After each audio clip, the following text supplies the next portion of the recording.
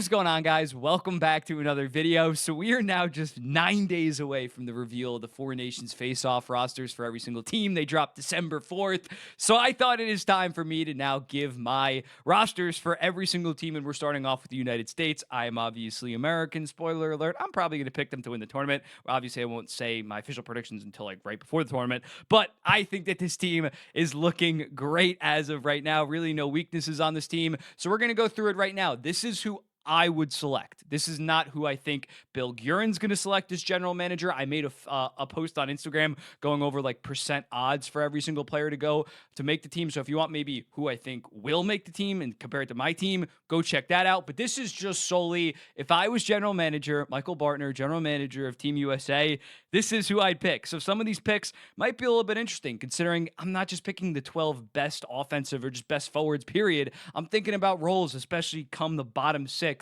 more so physical defensive players, maybe. And in terms of pairs, maybe one offensive guy, one defensive guy. And one of my goalie picks might surprise you if you follow me on Instagram. They won't surprise you that much. But we're going to get into it right now. Let's not waste any time. We're going to go line by line, pair by pair, the goalies, and then the extra. Let's get into it. Let's not waste any time. Yeah. Up first, the first line, Jack Hughes, Austin Matthews, Matthew Tkachuk. When looking at it, this is 3 out of your 4 best forwards, in my opinion. And I think considering the center depth on this team, I think you can move a guy like Jack Hughes to left wing. He's a natural center. I'm not trying to say that he's not good, but I think it makes a lot of sense to bump him up with the guy like Austin Matthews, more of that sniper, Jack Hughes, more of that transitional playmaker. Again, all these guys can do everything at a high level, but as well as also having Matthew Tkachuk going back to right wing. I know he's playing left wing right now, but he played right wing in Calgary and obviously was very good in Calgary, so he can easily do that. Yeah, you got a physical menace in Matthew Tkachuk. You got your sniper in Austin Matthews and a playmaker, transitional beast in Jack Hughes. I think these players would make a fantastic line and really mesh with each other. Up next, we got the second line, and yeah, Jack Eichel as your second line center. I would prefer saying keeping Jack Eichel at the second line center instead of maybe having Jack Hughes and moving Eichel to wing.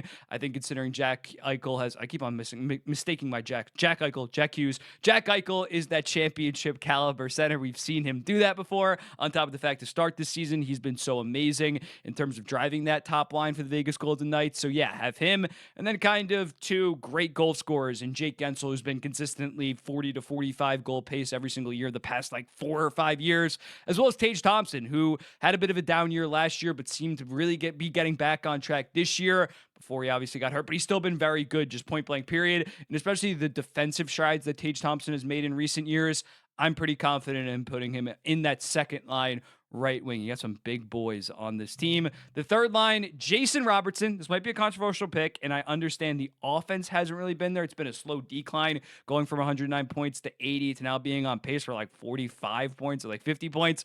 But I think, again, the defensive, he's just been amazing. He's been Selke level genuinely the last 14 months. So I get that the offensive, there's more worthy offensive players, but I think on a team like US, this third line isn't going to be playing a shit ton. It'll be playing a decent amount, but I think you're looking for more so two-way players. JT Miller taking mental health time. I'm hoping that he's going to be ready to go by early January, get back, rev up for this tournament. Obviously, when he's healthy, 100-point guy last year. 2 years ago, still was like point per game. 3 years ago was like 99 points. So he's still amazing, as well as can play a solid physical role. And then Kyle Connor, not the best defensive guy, but I do think that he has earned himself a spot on this team, considering how great he has been to start. I understand if he gets left off. I know some people think that he's an absolute lock. I don't think he is, just because of that defensive problems maybe with him. But he's on my team. He's on my team. I like Kyle Connor a lot. He's great. He's a great sniper and also just really smooth overall. In terms of the fourth line, yeah, I went more so physical two-way guys with this. Matthew Boldy really breaking out. I think he's like a near lock to make the team because Bill Guerin's the general manager, Minnesota's general manager. But yeah, I would have him, considering the fact that prior years he was still like 35 and 35, 30 and 40 kind of every single year. But this year looking like he's taking another step, and he has been one of the best just point blank defensive left wings in the entire NHL. He definitely has earned himself a spot to start this season. Dylan Larkin had a bit of a slow start, but he's goal scoring at a very high rate, while also just consistently basically the last 3 years. And Detroit sucked for 2 of those years, being a 35, 45, 80 point pace guy, great defensively. And then Brady Tkachuk. He's also playing very, very good to start this season, over a point per game, and will beat the shit out of you. So yeah, this is my forward core right now. This is who I'm rolling with. Next up, we're going to go with the next two defense pairs. This is not going to change from the previous one that I did before the season. I think these are kind of just locked up. Again, the first pair, second pair, you can flip flop them. They're kind of interchangeable. Slavin and Fox. Slavin, obviously, more of that defensive guy. Adam Fox, very good offensively, while also being very good defensively. And then that second pair, Quinn Hughes. He's my Norris pick right now. He's been fantastic. As well as Charlie McAvoy has been a little bit lackluster to start this season. But yeah, I understand Fox and Hughes are definitely the two best defensemen on this team, but I think you do split them up considering you're going to have a Slavin and McAvoy pair. I feel like that doesn't make sense. They're both great both ways, but I like the idea of pairing them maybe with more defensive, physical guys, Fox with Slavin. And it does work out considering the handedness, but I think this makes more sense for Team USA overall. In terms of the third pair and the goalies, the third pair, I got Zach Werenski and John Carlson. Maybe two more offensive guys, but they're also pretty solid defensively. They're not all offensive defensemen. Zach Werenski has definitely played himself from what being likely to be on the team to just being a straight up lock, considering he's like near point per game on Columbus. That's not that good of a team. And John Carlson has had a bit of a resurgence this year. He was still good last year, but he's definitely re-entered talks as a top 15 defenseman in the NHL. I think that's your third pair. You can maybe go with Brock. Actually, I don't want to spoil any of my extras, but the goalies, this is pretty much set in stone in my opinion. Connor Hellebuck, obviously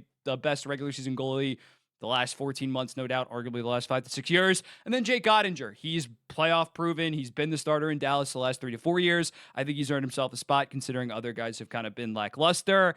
In terms of the extras, we're going to go with Chris Kreider, a solid two-way winger that can bring a lot of physicality. Again, if you're inserting a guy into the lineup, they're probably going to be your 11th or 12th forward. So I think a guy like Chris Kreider would know his role. You can maybe go with like a Clayton Keller, but again, if you're taking Kyle Connor out of the lineup, I think you're moving Brady Tkachuk to that third line and then moving Clayton Keller to a fourth line role. I don't really like that. You could also go with Vincent Trocheck. I'm just looking for kind of a physical two-way guy like a Chris Kreider, can kill penalties. I think he makes sense as the 13th forward on this team, and I say that as a New York Islanders fan. Next up, Brock Faber. Again, similarly, him and John Carlson. You can argue that Brock Faber should be in there for John Carlson. I'm going with Carlson. But yeah, I think Faber has kind of solidified himself as that number 7 defenseman on this team, considering a guy like Jake Sanderson that I'm still very high on long term, but hasn't really looked the same in his last 10 games compared to his first 10 games. I think Brock Faber has kind of locked that up. I wouldn't hate like a Ryan McDonough maybe potentially making this team as a veteran guy, but I think Brock Faber, he's going to be on the team. He's probably going to be on the Olympic team next year. Get him some run, get him used to the team. And then I went with Jonathan Quick as the third goalie. Again, look at me. 2 of my extras are New York Rangers, and I also have Adam Fox on the top pair. I think Jonathan Quick, the third goalie shouldn't matter. If we get to the point where the third goalie has to start games, especially in a tournament where they're playing like 4 games total, it's not like an Olympics when you have to play like 7 total. Third goalie is basically a mentor. I like the idea of Jonathan Quick. I understand a guy like Anthony Stolarz, who grew up in the same county as me. I love Anthony Stolarz, even though he's on the Leafs. I think taking a guy like Jonathan Quick, especially when looking at how young and inexperienced this team is in terms of just like playoff success, I like the idea of bringing kind of a mentor like Jonathan Quick. I don't love the idea of bringing a Patrick Kane because, again, if you got to insert him into the lineup, he's shit defensively, so like he could get absolutely cooked. Jonathan Quick is not going to be seeing the ice in this 4-game tournament. So as a result, I like the idea of him kind of coaching up, being like an extra coach, being just a voice in the locker room. I don't think that that's like a massive difference maker like maybe some others would think, but I think it would be cool, and I think it could help the team in a certain way in terms of calming some nerves. But yeah, let me know in the comments. What do you think about this Team USA? I think it's pretty disgusting in my opinion. There's really no weaknesses with this team. Let me know in the comments. What do you think? Who would you have on? Who would you not? How would you shuffle the lines? Again, I just tried to I didn't do like the 3 best forwards on the top line, then 4 through 6. I tried to make it make sense in terms of chemistry and styles. But let me know in the comments. What do you think?